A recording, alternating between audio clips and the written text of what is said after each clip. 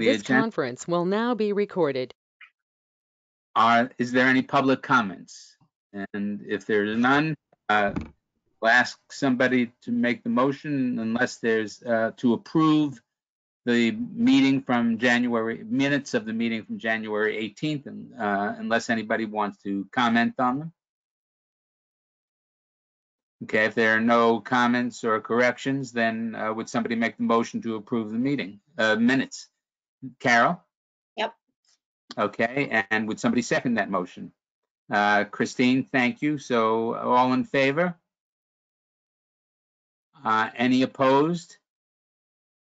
Any abstentions? Thank you. And move on to the treasurer's report and monthly budget reports from January. Okay, before I do the actual treasurer's report, I've got a couple of comments regarding the audit and the end of year 2021. The audit's done. We're waiting for the actual final audit reports and also the financial statements. I have drafts of them and we've approved the drafts. Now they have to be quality control checked at the CPA firm, and then we will get the actual bound version for everybody on the board. Colleen came in right at the very end of the year. As everybody knows, she was only with us about a month and a half before the audit actually hit, and she did a phenomenal job of jumping in and actually jumping in with both feet right into the ring of fire right at the end of the year. And I know it was kind of a frustrating time for her, and but things are beginning to calm down and we're moving forward, and she has a smile on her face and she's not jumping over desks and everything else to try to get things done at this point. And just so you kind of understand how well the audit went, as usual, I have a copy of the opinion, which you will all get the official version of probably at next month's meeting. But also in June, the CPAs will come and actually do a presentation to the board.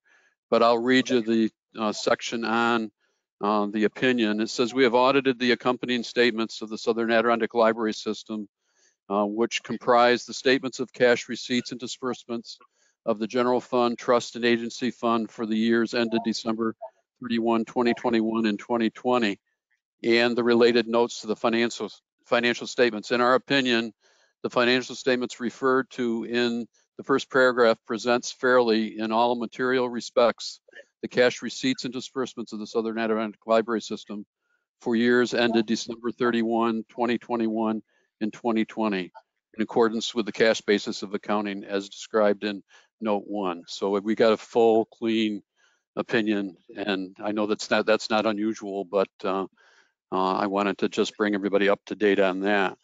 The other thing is Sarah had asked about reserves for this coming year, and our cash position is actually almost 252,000 higher as of the first of the year versus the first of 2021. So we're in good shape. Now, part of that money is a timing thing with the Kerry Warner grant, which you're all aware of, which was around 105. It was exactly 105,000, 80 of which has been dispersed to the member libraries in the month of January, and we'll be doing a budget amendment for that. We'll probably wait until after we finish the first quarter so that we know and we can do a whole bunch of them all at one time. So that is good news. On your monthly budget analysis report, you'll see an item partway down on the expense page for 80,000, and that's the 80,000 that was dispersed to the individual member libraries from the Kerry Warner money. So I wanted to point those two things out, which are a little unusual, but it's all because we didn't know we were getting the money, and it came in mid-December, and actually we didn't know we had the money until we saw it in our bank account. So there was no way we could get the checks out in the month of December for the libraries. Now the regular treasurer's report. We started off the month of January with $2,284,844.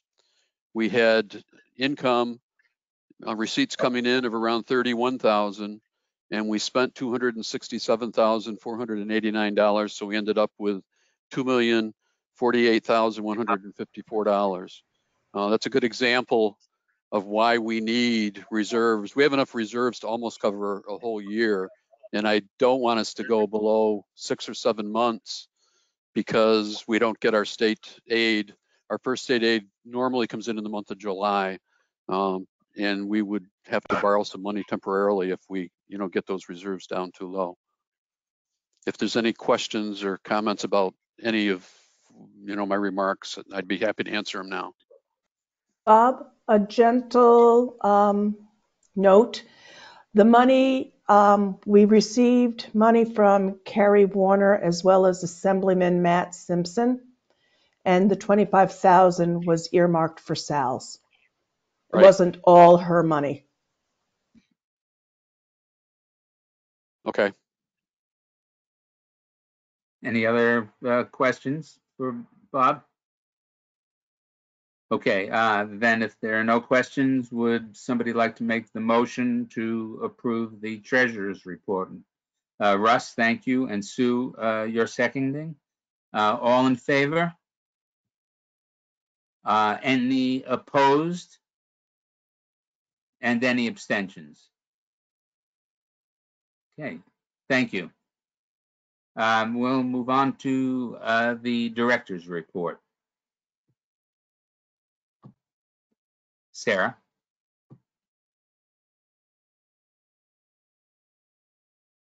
I've been doing this for 2 years, and I still can't mute and unmute myself graciously and agilely.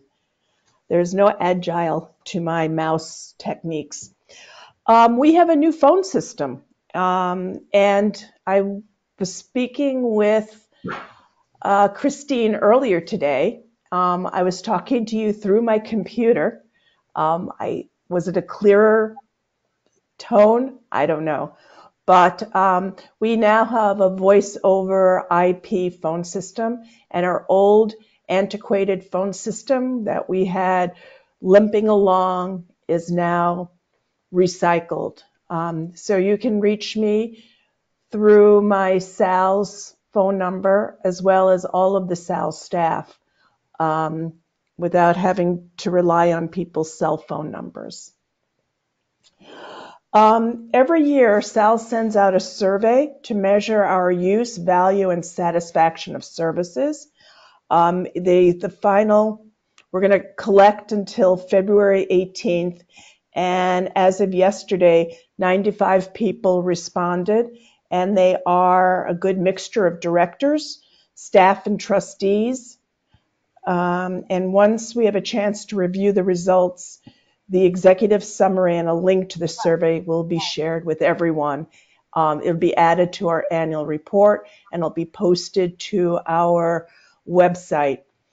We use the results very carefully. We review it. We determine next year's services and budget allocations based on what we learn from the survey results. It's an evaluation of how we're doing. Under new business, we were going to look at the SALS annual report for 2021, but the state opened the portal late last week, and we have until April 1st to submit it. So at the next board meeting in March, we'll review the SALS annual report. Right now, Colleen and Pamela are working with the member libraries on their annual reports.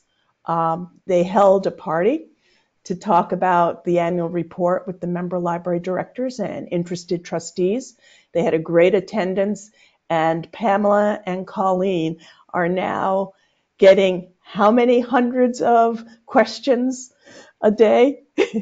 But a good number, which is great that the people are asking the questions before they submit it. So that makes the review of it much cleaner and simpler and faster. So kudos to Pamela and Colleen for jumping in.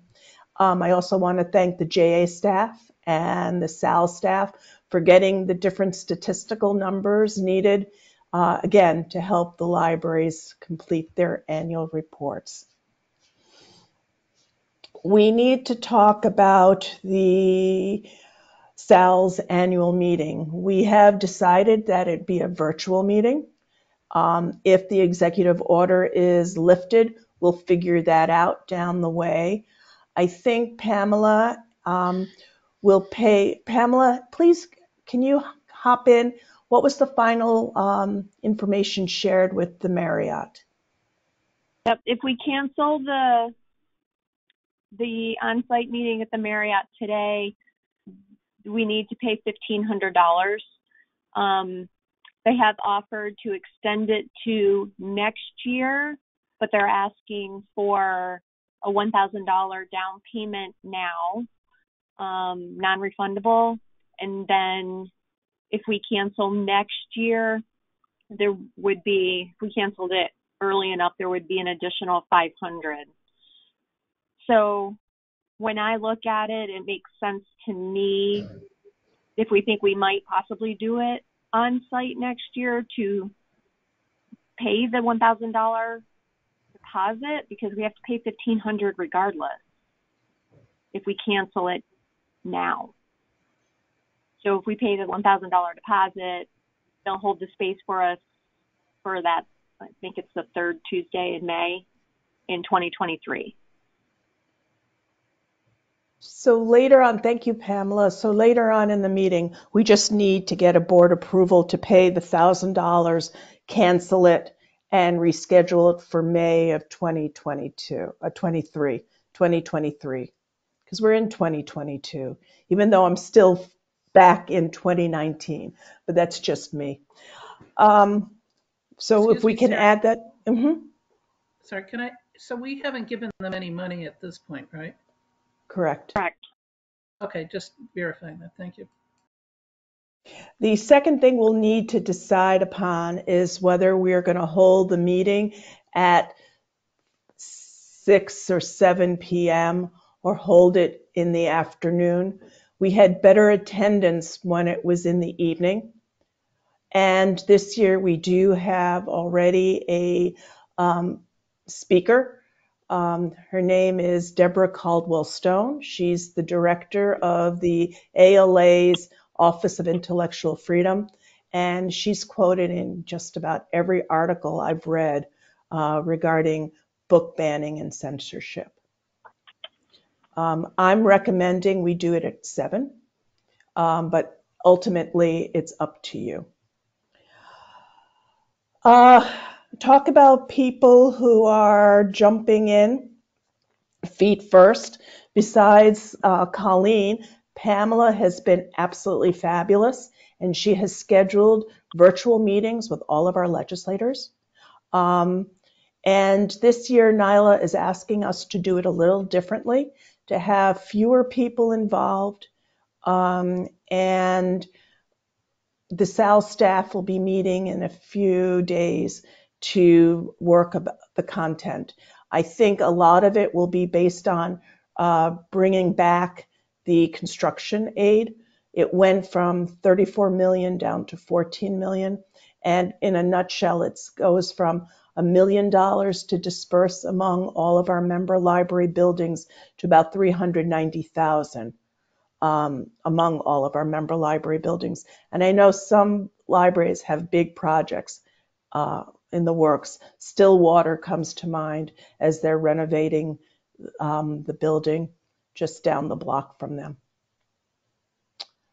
The other thing I wanted to share is that we can continue to hold virtual meetings. The governor has extended the state of emergency through March 16th. So remote meetings are still allowed until next month at this time. It all depends on the pandemic, but I'm hoping that she and the legislature think about allowing virtual meetings, because we have better attendance It's great for sustainability and that carbon footprint of driving your car. Jordan, I'm thinking you, almost 2 hours in each direction. We have better attendance when it's this way. And we don't have to worry about canceling due to a snowstorm. But I'm not sure if the groundhog saw his shadow or not. So the Nyla Advocacy Day is on March 1st, and Carrie Warner has asked that we meet on a different day because she'd like to meet with us. So since it's virtual, we're going to be meeting a few days after the scheduled Advocacy Day. I'm also participating in the ALA National Advocacy Day, and that too is virtual. I don't have to fly to Washington, D.C., and that should be interesting as well. Please save the date. Cole, did somebody want to say something? Please save the date. Cole Adams, who is an attorney, will present a 90-minute program on collection challenges, book challenges in the library. It's going to be geared to smaller rural libraries. It's going to be geared towards staff, friends, and trustees. I'll be sending out more information on that, but it's March 11th at 2:30, and it's called Keeping Calm, Cool, and Collected. Do you get that pun? Collection? Collected? Anyway, this is the height of my humor. Any SALS trustee who would like a SALS email address, please let me know. We've worked with one of the SALS trustees to get a SALS email address. I think it was painless. And this is a way that you can separate SALS business from your own personal business. We can't offer it to all of the member library trustees, but it is open to SALS trustees and MBLS trustees, system trustees. Do you have any questions of me? Oh, I guess I should say that my term as an executive board member of the American Library Association begins after annual in June. It's a 3-year commitment, and I am definitely going to step down from some of the committee work that I'm doing so that I can balance everything much better. I'm going into, oh my goodness, have I lost a link to a virtual meeting mode? I'm sure some of you are feeling that as well. And that's the end of my oral report. Any questions? Russ, there's really nothing to report, I think, with JA. We haven't met. I just direct people to the middle pages of your report, which gives an update from last month on all the things that have been happening with technology and SALS. And this is a very rare occasion, but I also would just add an amendment to something you said. You said March 1st. I think the Advocacy Day is on March 2nd. It's normal lobbying days are Tuesdays, but I believe it's on Wednesday. That you're absolutely right, Russ. After I said that, I realized that March 1st is the National Advocacy Day, and March 2nd is the State Advocacy Day. Thanks for that really important catch. Now I'd like to turn it over to Jack, and he's going to talk about technology. Good afternoon. So Sarah asked me to do a bit of a show and tell of some of the things we've been working on, and I'm going to share my screen here for a second.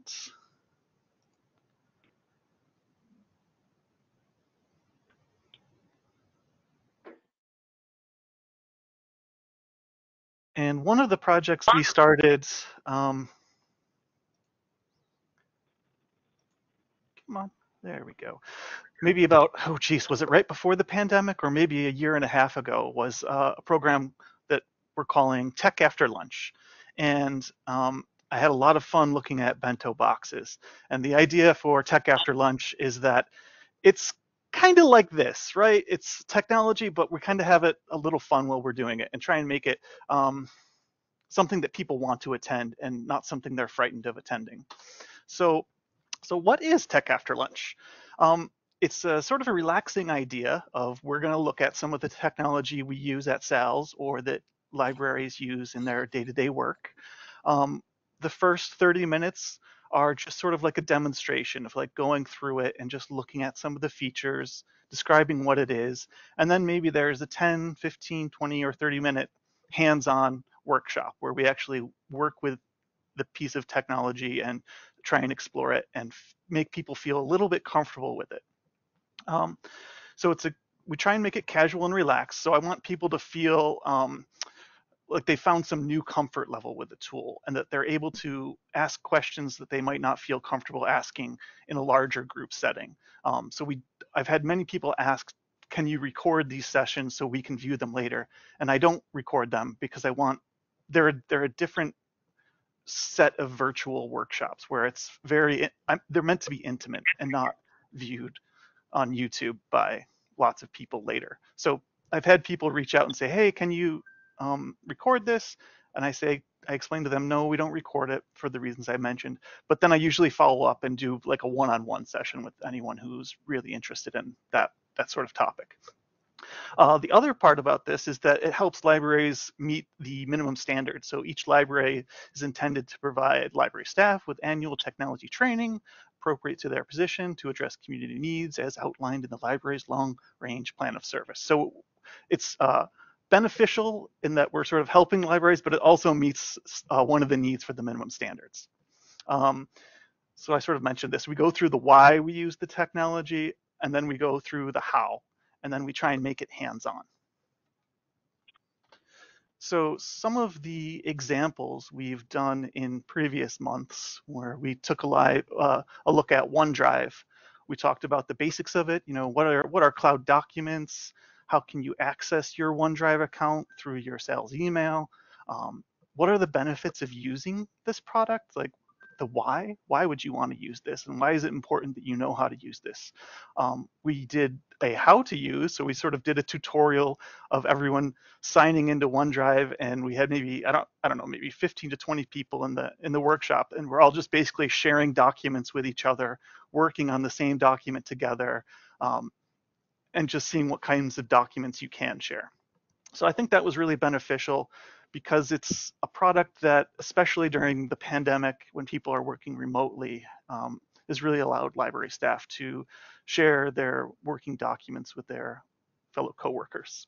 And then to follow up on that one, we went into Google Drive and why you would use Google Drive when you have OneDrive. So we looked at some of the examples of why we would use that. We looked at how to connect your SALS account and your Gmail account so that you could share documents that way and access them with your SALS email account. One of the big ones that sort of came up during that session was Google Forms. Everyone wanted to know how to do a Google form and collect information on people signing up for a program, people wanting to give recommendations for books. So that was a little bit of a surprise. And if you'll see in the future ideas, there's one section that's just Google Forms because it turns out that people are really interested in that, especially when they found out they could embed them in their website or embed them in their calendar events. We've also looked at Libby, and I'll do a little instructional showcase of how one of the things we used during the Libby Tech After Lunch program. And we've done a couple of ones on WordPress just because almost every library in our system uses WordPress, and WordPress is constantly changing. They're constantly updating things. And library staff is turning over as well. So even if it's just simple things on how to put a post, how to get access to your pages, how to update your hours, they're sort of reoccurring trainings, but it also allows for people attending those workshops to ask questions, and we find out where people are struggling. And it also allows them to help each other and sort of form friendships in that way. So a couple of things we're thinking about for futures. Oh, it looks like my screen stopped sharing there, didn't it?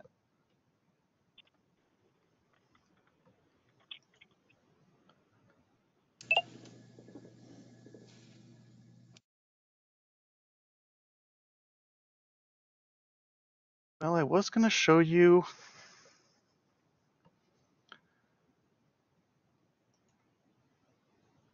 It looks like I can't share any longer. Well, the fun part that you were going to get to see was I was going to show you that one of the things we do with Libby is we've connected our phone to the desktop, so we can show how to do everything on a mobile device directly into the presentation. So we're showing them how to go to the Google App Store and download and install it actually on the device. So they get to share my screen, but get to see how it looks on a phone device. And then we can sort of create, so my phone's an Android phone, so we show the Android phone. Then we show how to do it on an iPhone. And then we show how to do it on, if you have neither of those and you just want to view it on the web. So we try and hit as many points as possible.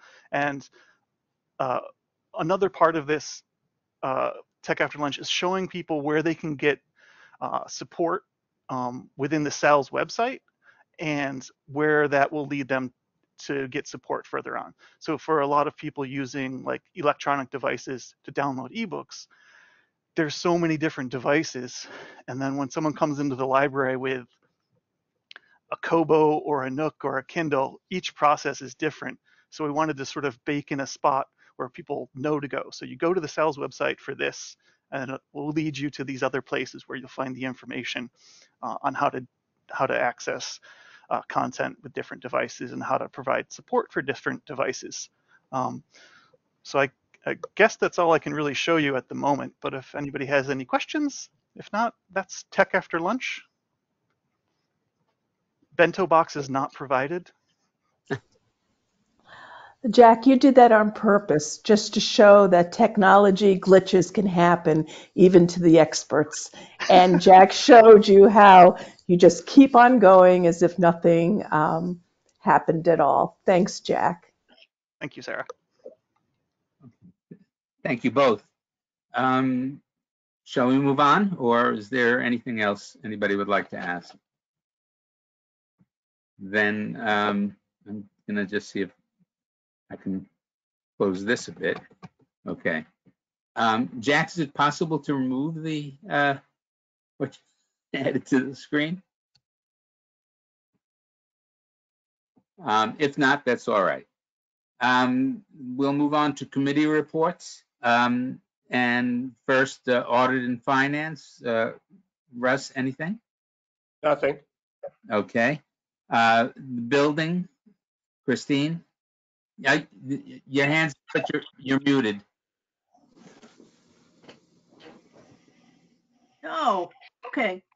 So, don't we need a motion to accept the director's report? No. Oh, okay.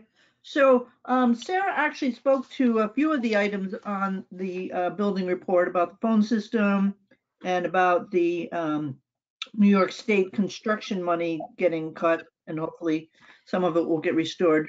The two other items is that we did have a plumber come in to fix some problems in the ladies' room sink, and there was valves that were leaking. And then there was also a repair of a sink in Jack's office.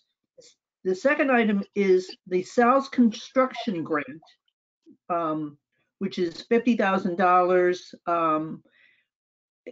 We should have all of the information out to people in the next couple of months. We'll give people a 6 to 8 week lead time. Each library can submit an application for up to $5,000 in grants. So we don't have dates yet, but that's coming. And that's my report.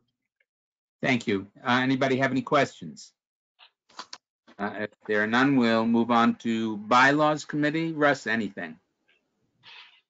Thank you. Central Library Aid and Services. Is there anybody from that committee? Then I guess there's nothing to report. Yeah, Jordan, Yeah? I think I'm chair of that committee. And no, Okay. there's no report. Thank you. County aid coordinators, anything to report? Okay. Library services. No, nothing. Thank you. Personnel. Okay. And finally, trustee nominating, where we have a need though, right, for people Yes. in both Washington and Hamilton counties. Is that correct, Elaine? Yes, and I believe Sarah just mentioned Warren County as well. Oh, I'm sorry, I missed that. So we have She Sarah. mentioned me before the meeting, so It's Washington and, pardon me. It's Washington County and it's Hamilton County? Are those the Hamilton two? County. Is it also Warren County? Who's Besides, stepping down? Who's stepping down? I will double check. I don't want to give the incorrect information. I okay. thought it was Warren County and Hamilton County, but Well, I it's could be. I know it's definitely Hamilton County because Nancy isn't going to go for a second. And Bob, it's you, isn't it? It's Washington County. So it's Bob has served with us for 10 years, and we don't want to see you go unless the law changes. yeah. Okay. So those of you who may be able to reach out to people in those two counties, keep your minds open and see if there's somebody who might be interested in stepping in. Is there any unfinished business to talk about? If not, then we have two items to approve under new business. There's the signing of the management representation letter, which was enclosed. Anybody have any questions about that or any comments? Then, So moved. so you're making the motion. Would somebody like to second the motion? Okay, I saw Sue's hand first. All in favor? Any opposed? And any abstentions? Then we'll move on to item C, because B has been put off until March, and that's to approve the time schedule for the annual meeting. And Sarah has, I know, suggested 7 o'clock for the meeting. Is that right, Sarah? So is there any discussion about that? Anybody want to offer another time? If not, then would somebody like to make the motion to accept the May meeting as 7 o'clock? I see Bob and Carol seconding. All in favor? Any opposed to us? And are there any abstentions? Thank you. And Jordan, could yes. we do another motion to approve paying the $1,000 to the Marriott? Oh, yes. Is there any discussion about that? The $1,000 to, and that's to as a deposit for next year, 2023. Is there any discussion about that? Then, if Russ, you're making the motion. Yep. No, I just had a question for, I guess, Sarah. It's your feeling that this is to hold our place for next year? Correct. Okay. And what is the effect on the current year? Do we have to pay anything for the current year? No. If we just cancel completely as of today, it would cost us $1,500. If we pay $1,000, they hold it for next year. Okay, sounds good. So it's a gamble, but it seems to be a wise gamble. Would somebody like to make the motion to do that? Yeah, Janet, I saw your hand first, and Christine, you're seconding the motion. So Yes. Yes, thank you. And all in favor of the $1,000 deposit? Any opposed? And are there any abstentions? Thank you. Director's Council report, is there any? I guess not. And announcements. I'd like to just remind people that by May, we will need a nominating committee. Last year, we wound up only with one person saying they'd be on the committee if there were no, if there was a need. So if you would take a chance, some time, and if you go to the SALS site or if you have it at home, you can check the nominating committee's job. You can check what the officers must do. But in May, we need a nominating committee, and in June, we will be voting on new officers. So I know there are people who are interested, but everybody should take a look at what the officers' duties are, and hopefully we'll have what we need by May, so that people interested could start submitting their interest to the nominating committee. Is there anything else anybody would like to say? Okay, then would somebody like to make a motion to conclude this meeting? Okay, Margaret, I saw you heard first. Elaine, I saw your hand right after. So all in favor of ending this meeting? Any opposed? And are there any abstentions? Then thank you all, and we will gather again yes, Russ, do you have anything to, or are you waving goodbye? Bye. So